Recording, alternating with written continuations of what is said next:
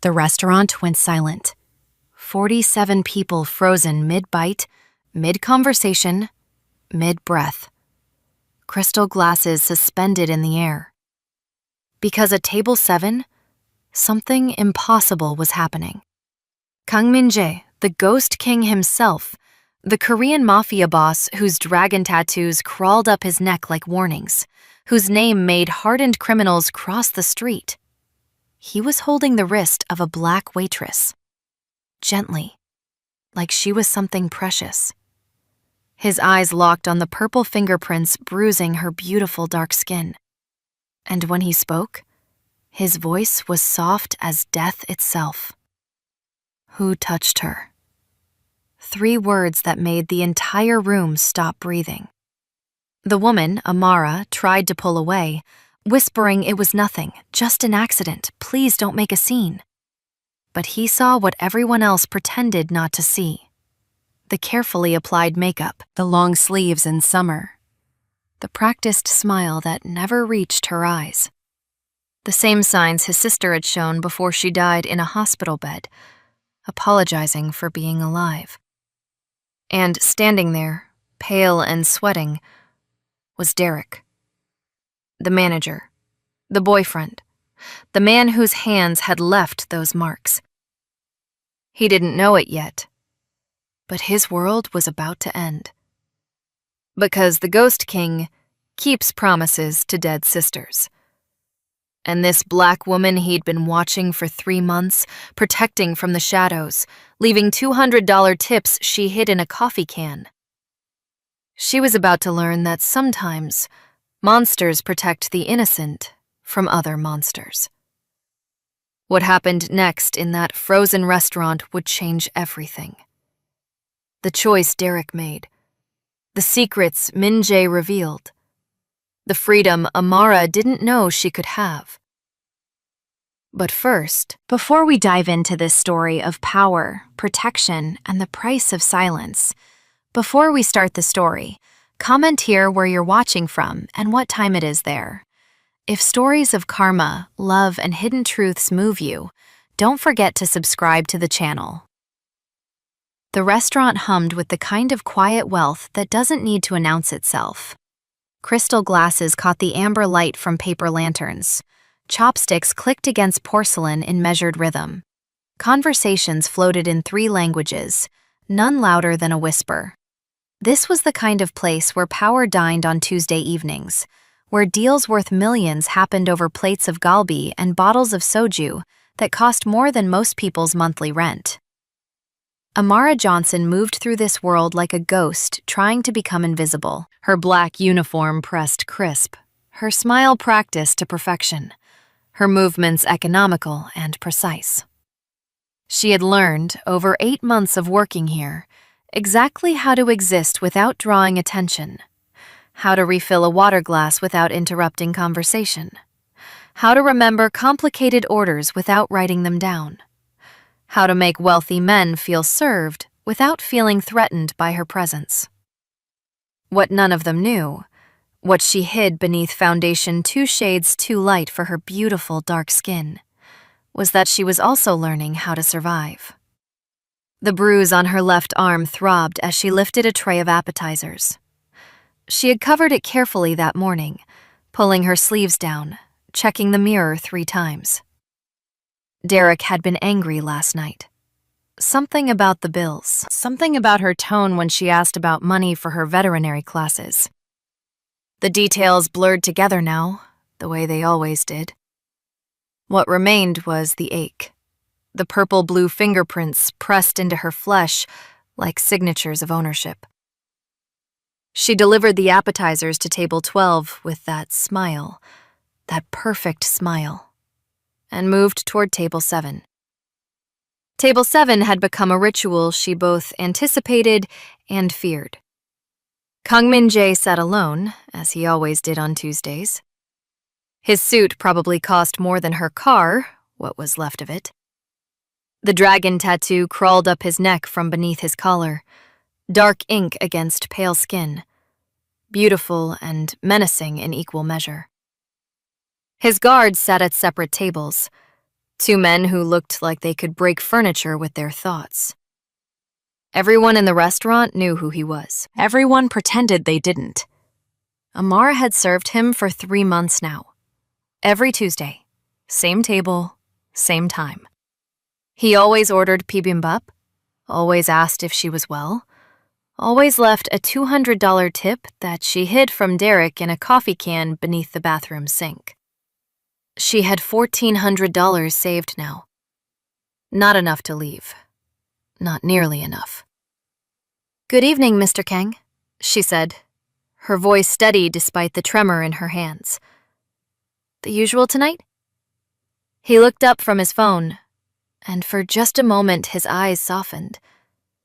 It was the strangest thing about him. This man whose reputation preceded him like a storm warning. When he looked at her, really looked at her, she saw something that didn't match the dragon on his neck or the rumors that followed his name through the city's underworld. "Yes, thank you," he said. His English carried the faintest accent, Korean syllables softening the edges of his words. "And you? You are well tonight?" It was always the same question. She always gave the same answer. "I'm fine, thank you for asking." But tonight, as she reached for his empty water glass, her sleeve rode up. Just an inch. Just enough. She saw his eyes track the movement. Saw them land on the bruise. Saw something behind his careful expression crack open like ice breaking on a frozen lake. The temperature in the room dropped. Min-jae's hand moved faster than she expected, gentle but firm, catching her wrist before she could pull away. Not grabbing, not hurting, just stopping her. His fingers were warm against her skin, and she realized she was shaking. "What is this?" His voice hadn't changed volume, but the quality of it shifted. Every conversation in the restaurant seemed to pause, as if the air itself was holding its breath.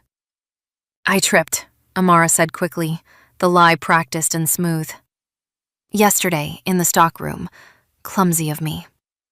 Min-jae's thumb traced the edge of the bruise, so lightly she barely felt it. But his eyes were reading the shape of it like a language she didn't know he could speak. "These are fingerprints," he said. Not a question. A statement of fact delivered with the weight of absolute certainty. Amara's heart hammered against her ribs. Around them, the restaurant had gone completely silent. 47 people frozen in place, their meals forgotten, their conversations dead in their throats. Even the kitchen sounds had stopped, as if the entire building was waiting for whatever came next. "Please," she whispered. "It's nothing. I'm fine." But Min-jae wasn't looking at her anymore.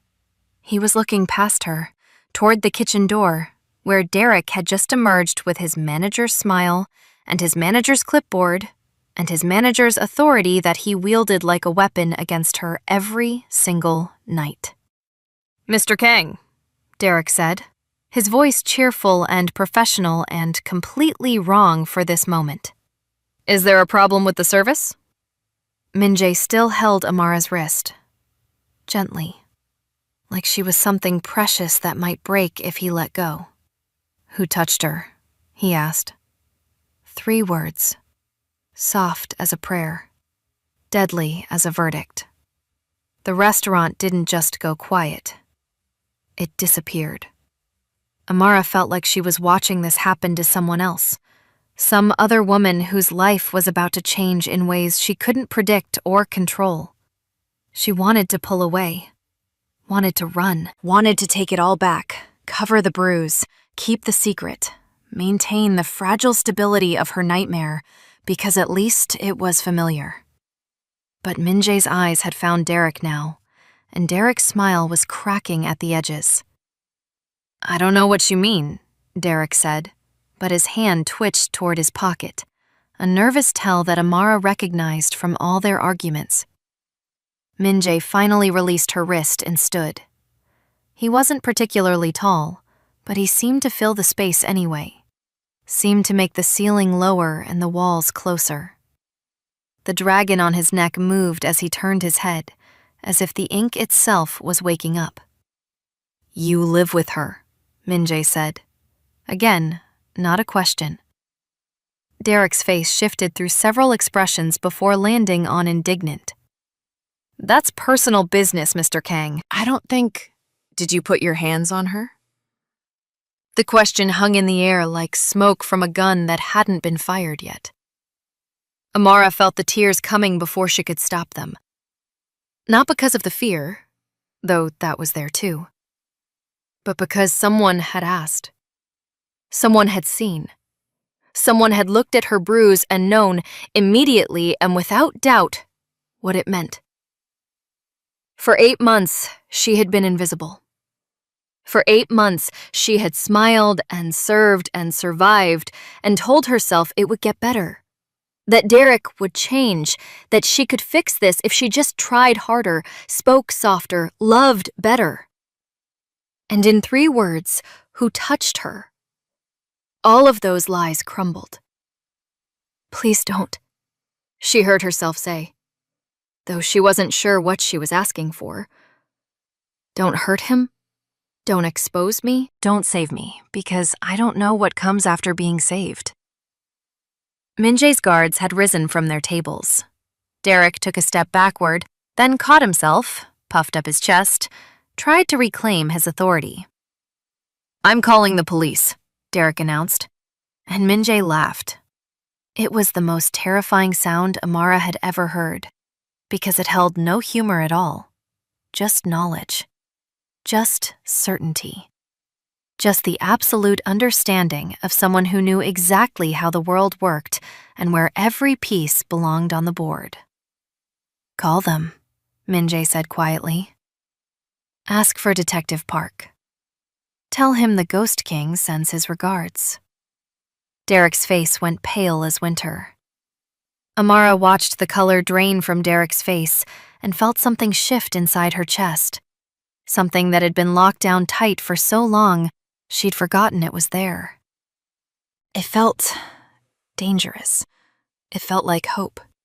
Derek's hand, the same hand that had left those fingerprints on her arm, trembled as he lowered his phone.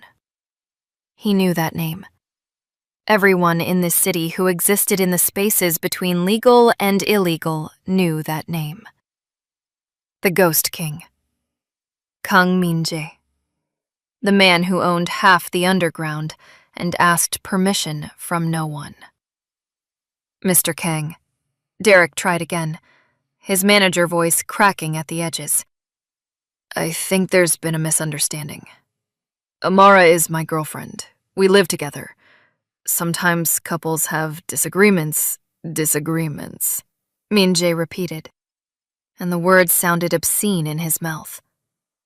He turned to look at Amara, really look at her, and she felt naked under that gaze. Not violated. Seen. "Is that what you call this? A disagreement?" She opened her mouth to say yes, to protect Derek the way she always protected Derek, to smooth this over and make it go away so her life could return to its horrible, familiar shape. But the word wouldn't come. It stuck in her throat like a stone. Because she was remembering 3 months ago, the first time Min-jae had walked into this restaurant. She had been working a double shift, exhausted, moving on autopilot. Derek had screamed at her that morning about forgetting to buy his specific brand of coffee. She'd had a split lip she'd covered with lipstick that kept bleeding through. Min-jae had sat down at table 7 and ordered in Korean, testing her. She didn't speak Korean, but she'd smiled anyway and made a joke about needing a translation app. And something in his expression had softened, just for a moment. He'd switched to English and ordered bibimbap, extra gochujang, and when she'd brought it to him, he'd asked a question no customer had ever asked before. "Are you well?" Not, "How are you?" Not the automatic greeting people throw away without expecting an answer. Are you well? Like he actually wanted to know. Like the answer mattered. She'd said yes, of course, because that's what you say. But his eyes had lingered on her face just a second too long, on the place where her split lip was hidden beneath makeup, and she'd known that he knew. He'd come back every Tuesday since then. Same table, same question. $200 every time, left in cash so Derek couldn't track it on her credit card statements. She'd told herself it was just good service, just a generous customer. But standing here now, watching him face down Derek with the casual certainty of a man who'd ended lives with less provocation, she understood what it actually was. He'd been waiting. Watching. Building evidence in his mind until the moment he could act. Tell me, Min-jae said to Derek, his voice so soft the entire restaurant leaned forward to hear it. How long have you been putting your hands on her? Derek's jaw clenched. This is insane. You can't just... 8 months, Amara heard herself say. The words came out of nowhere, from some deep place inside her that had been screaming into a pillow for too long. 8 months, 2 weeks, and 3 days. The silence that followed was so complete she could hear her own heartbeat. Could hear Derek's sharp intake of breath. Could hear one of Min-jae's guards crack his knuckles with anticipation. Amara, Derek said, and his voice had that edge to it now. That warning tone she knew meant pain later. You're being dramatic. You know how you get when you're tired. Let's talk about this at home, okay? Mr. Kang, I apologize for this disruption. You're not going home, Min-jae said. He still hadn't raised his voice. Still hadn't moved from his position between Amara and Derek. Neither of you. Not together. Not ever again. Derek laughed, but it was hollow, desperate. You can't tell us what to do. This is America, not your... The apartment, Min-jae interrupted, pulling out his phone with one hand while the other gestured to one of his guards. It's in your name, yes? On 7th Street, 3rd floor, corner unit with the broken dishwasher she keeps asking you to fix. Amara felt her blood turn to ice. How did he know that? How could he possibly know that? Derek's eyes went wide. Have you been following us? That's stalking. That's illegal. My building, Min-jae said simply. The one next door. Very good security cameras. Excellent view of your parking lot. Strange the things those cameras see. Strange the things they record. He tapped his phone screen a few times, then turned it around. Amara couldn't see it from her angle, but she saw Derek's face go from pale to gray to something approaching green. Saw his hands start to shake for real now, not with anger, but with fear. That's from last Tuesday, Min-jae continued, his tone conversational, like he was discussing the weather. When you pushed her against her car and hit her. And this one from Friday, in the stairwell. And this one from yesterday morning, in your kitchen through the window you forgot to close. He lowered the phone. I have 16 videos, Mr. Chen, all from public cameras on my property, all perfectly legal to record, all showing very clearly what kind of man you are. Derek was breathing hard now, cornered. And Amara knew from experience that Derek was most dangerous when he was cornered. She saw his hand move toward his pocket again, saw the shift in his posture that meant violence was coming, and she opened her mouth to warn everyone. But Min-jae's guard was already there, hand clamped on Derek's wrist, immobilizing it with professional efficiency. I wouldn't, the guard said in accented English. Boss doesn't like when people reach for weapons in nice restaurants. Bad for business. Derek's pocket knife clattered to the floor, the same knife he'd used to cut the cord on her laptop charger last month when she'd tried to study for her veterinary exams instead of watching television with him. The same knife he'd held up to show her what would happen if she ever thought about leaving. The restaurant collectively exhaled. Someone dropped a fork. The sound was deafening in the silence. Min-jae picked up the knife, examined it with the detached interest of a man who'd seen far more dangerous weapons, then pocketed it. You came to my restaurant, you ate my food, you accepted my hospitality while hiding the fact that you beat the woman who serves me. That's disrespectful, Mr. Chen. I don't like being disrespected. What do you want?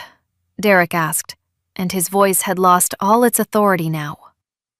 He sounded small, scared, the way Amara sounded every night when she apologized for things that weren't her fault.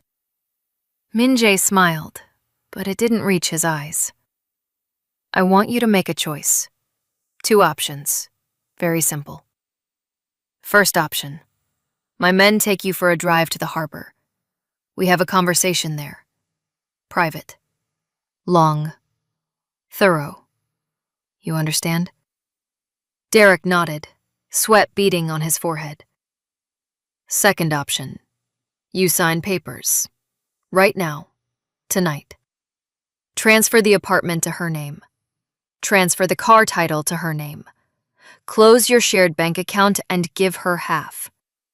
Then you leave this city by sunrise tomorrow and never come back. Never call her, never text her, never speak her name again. You disappear completely, and in exchange, these videos stay private. The police never see them. My lawyers never file charges. You get to start over somewhere far away from here.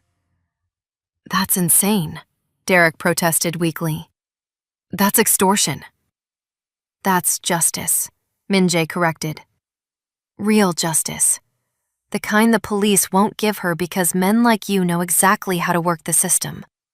How to make her look crazy. How to make it her word against yours. How to keep her trapped because she has no money, no place to go, no way out. I'm giving her a way out. And I'm giving you a choice to walk away with your life. That's more generous than you deserve.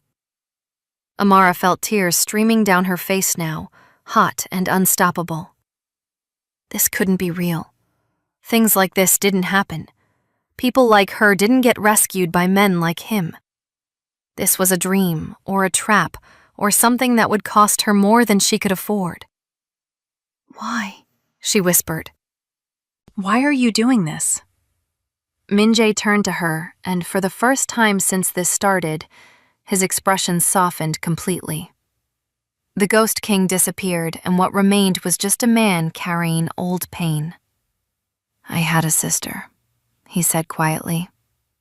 The words hung in the air between them like a confession. I had a sister. Past tense. The weight of those 3 syllables told Amara everything she needed to know about why Kang Min-jae came to this restaurant every Tuesday. Why he asked if she was well. Why he'd been watching and waiting and collecting evidence like a man building a case against God himself. Her name was Sujin, Min-jae continued, and his voice had changed. The hard edges had softened into something rawer, more human.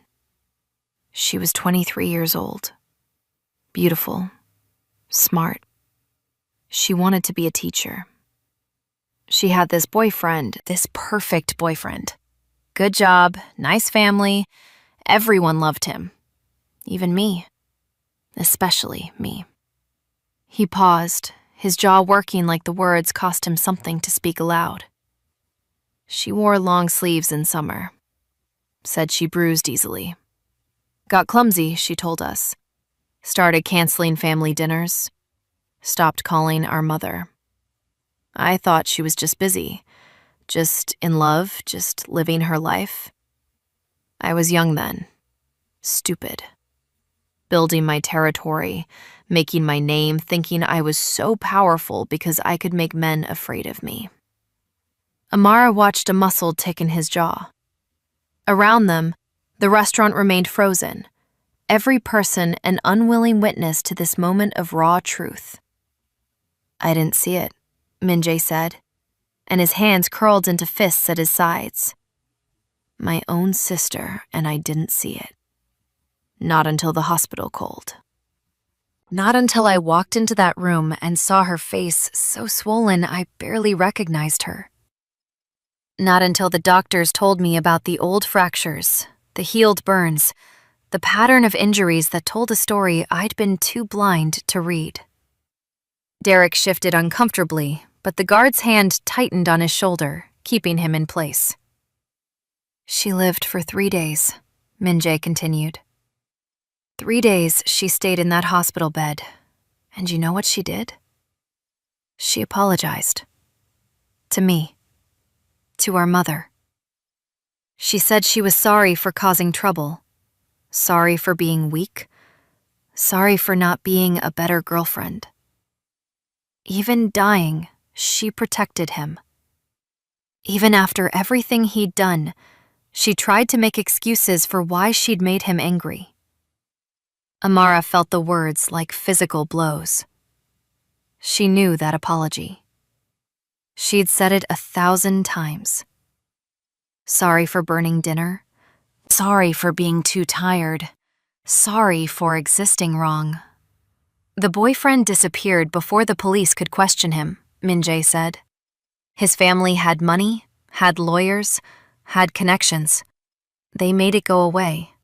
Made my sister's death look like an accident, a fall downstairs, a tragedy that could have happened to anyone. And I, with all my power, with all my territory, with all the fear my name commanded in the streets, I couldn't touch him. Because he existed in a different world, a legal world, a world where money and lawyers trumped justice every single time.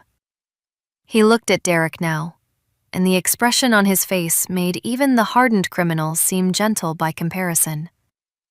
So I made a promise. Standing over my sister's grave, I promised that I would never look away again. Never miss the signs again. Never let another woman die while people like me pretended not to see.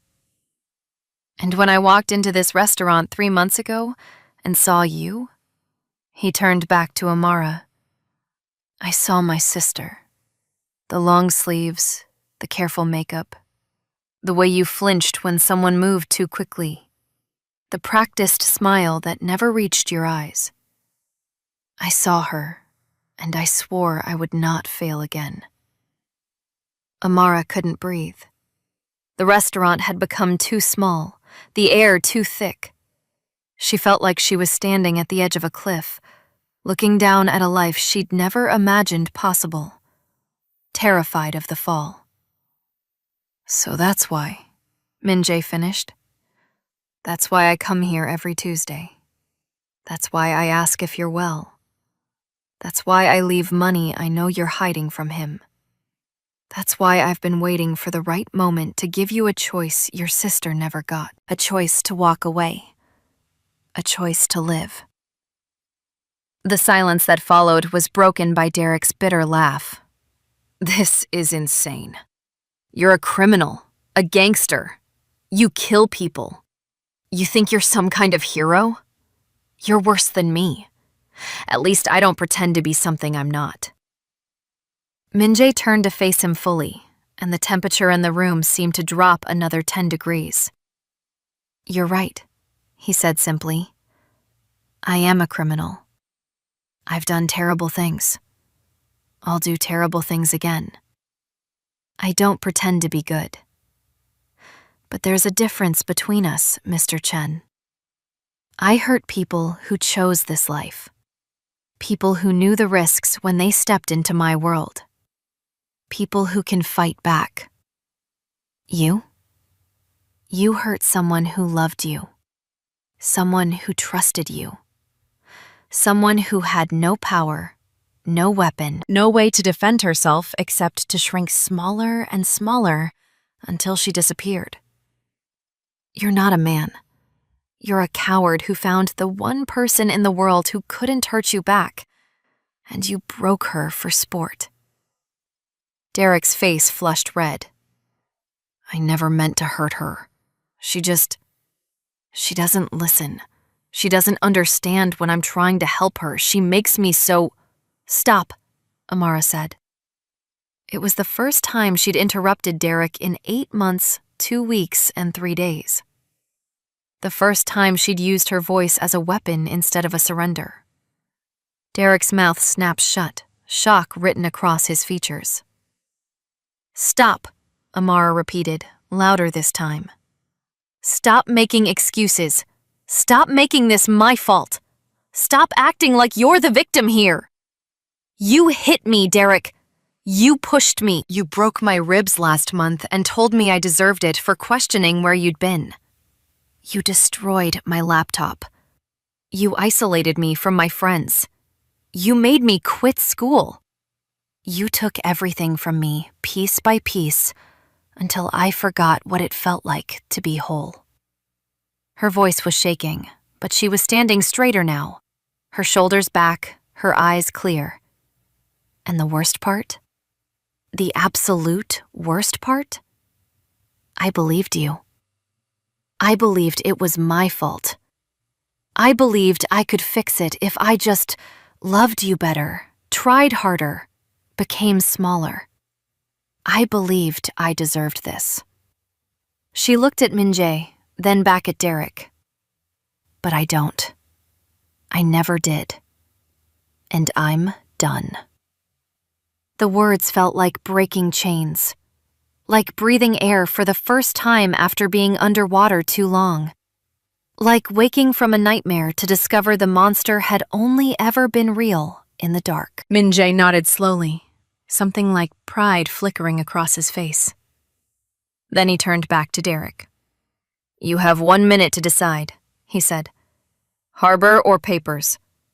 Choose. Derek looked around the restaurant wildly, searching for allies, for exits, for any way out that didn't involve losing everything. But there was nothing. 47 witnesses who wouldn't help him. 2 guards who looked eager for him to choose wrong. And Amara, standing there with tears on her face and steel in her spine. No longer the woman he could intimidate into silence. Papers, Derek whispered finally. I'll sign the papers. Min-jae pulled out his phone and made a call, spoke rapid Korean into it, hung up. My lawyer will be here in 15 minutes, he said. You'll sign everything, transfer everything.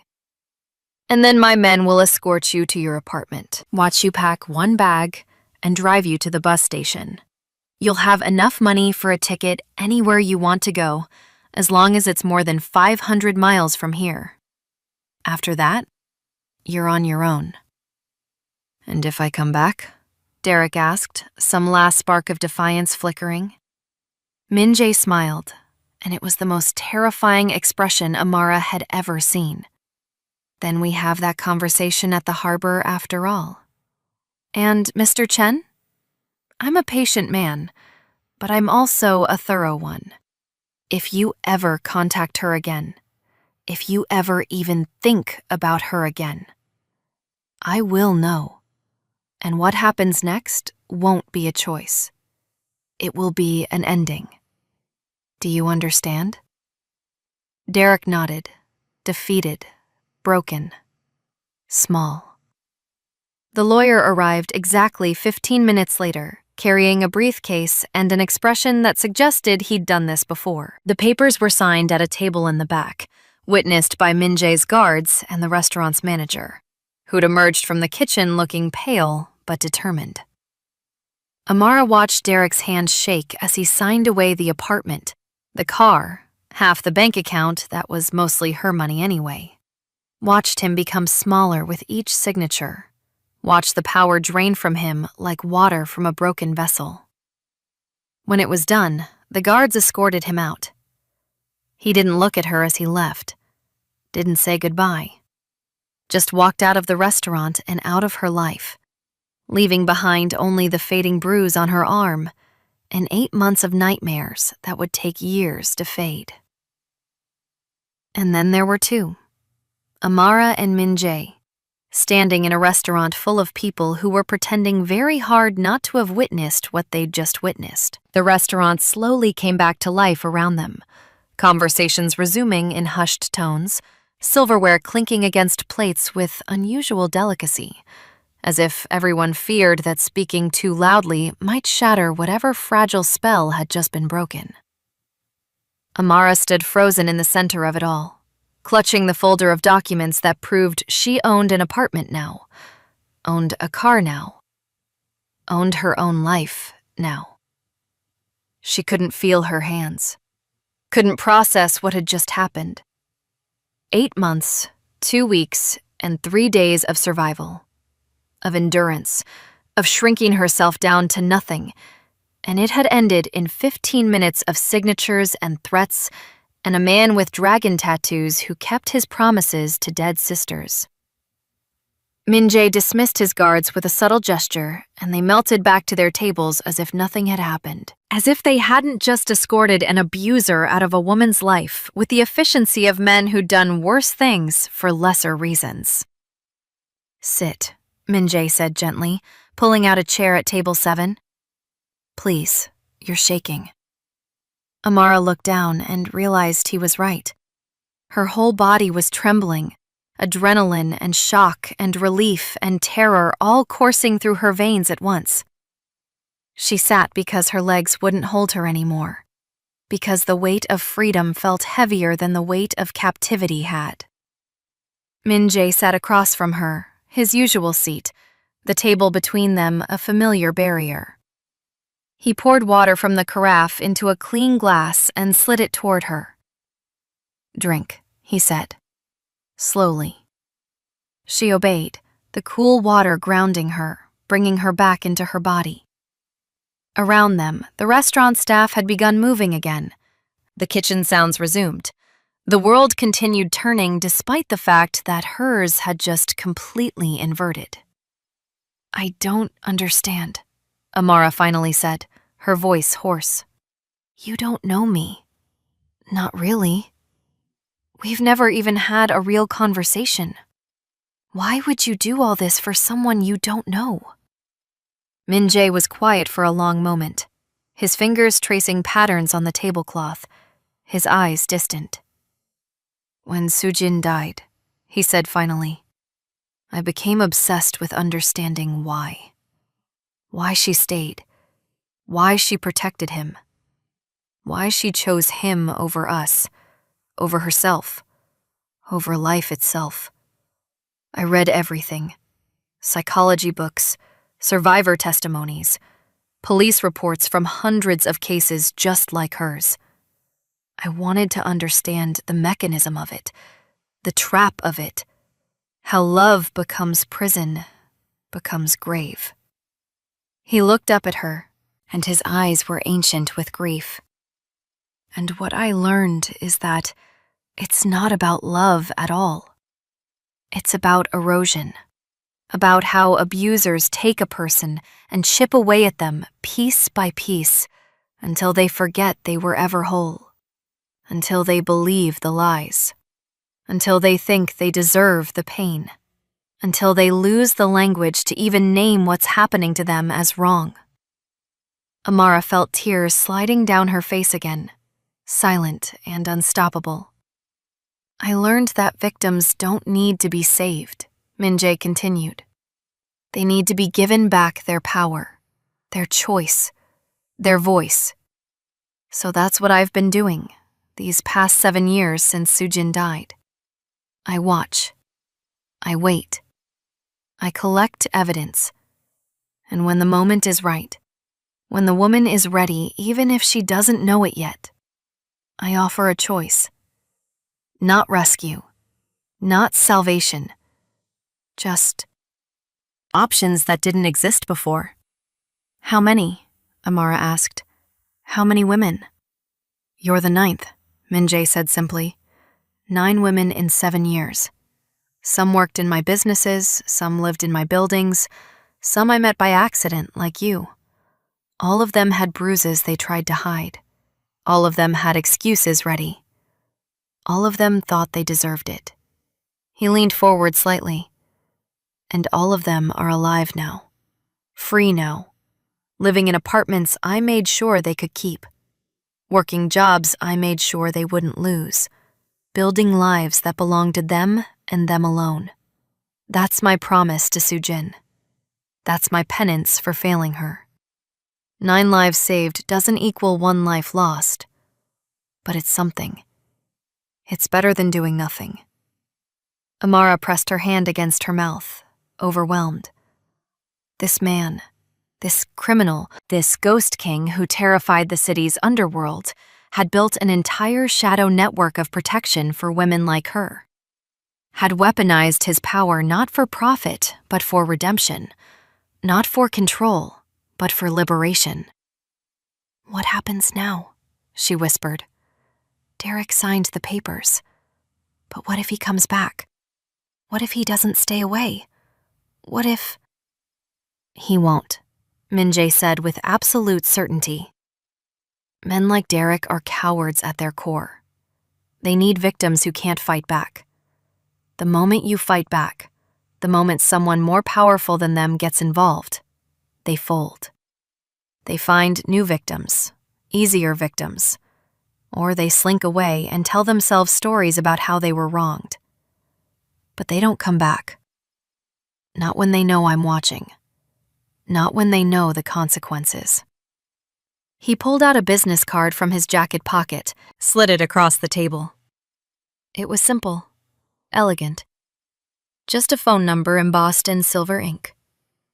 "This number," he said, "reaches my lawyer. 24 hours a day. If Derek violates the no-contact agreement, you call. If you need help with anything legal, financial, practical, you call. If you just want to make sure someone is still watching, you call. This protection doesn't expire. It's not conditional on anything. It just is." Amara picked up the card with shaking fingers.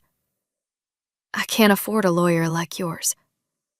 "You're not paying," Min-jae said. "I am. Consider it part of the package." "Why?" The question burst out of her, desperate, confused. "Why do all this?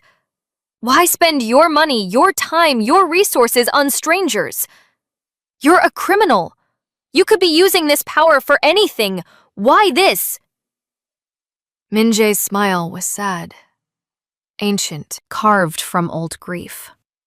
"Because Soo-jin died thinking she was worthless," he said quietly. "She died believing she deserved what he did to her. She died apologizing for being alive. And I can't bring her back. I can't undo her death. But I can make sure other sisters don't die the same way. I can make sure other women know they're worth saving, worth fighting for, worth more than the men who tried to break them." He stood, straightening his suit jacket, the dragon on his neck shifting with the movement. "You have an apartment now. It's yours, free and clear. The utilities are already in your name as of tonight. My lawyer made sure of it. The car is registered to you. The bank account has your money plus a little extra to help you get started. Your job here is secure if you want it. But if you want to go back to school, finish your veterinary degree, my lawyer can help with that too. Scholarships, loans, whatever you need." Amara stood too, her legs steadier now. "I don't know how to thank you." "Don't thank me," Min-jae said. "Just live. Live loudly. Live fully. Live like you're worth all the space you take up in the world, because you are. That's all the thanks I need." He turned to leave, his guards rising from their tables to follow, but Amara's voice stopped him. "Mr. Kang?" He looked back. "Tuesday nights," she said. "Table 7. Will you still come?" Something softened in his expression, something that looked almost like hope. "Would you like me to?" Amara thought about it, thought about what it meant to let this man into her life, even in this small way. This criminal, this killer, this ghost king who'd just given her everything and asked for nothing in return.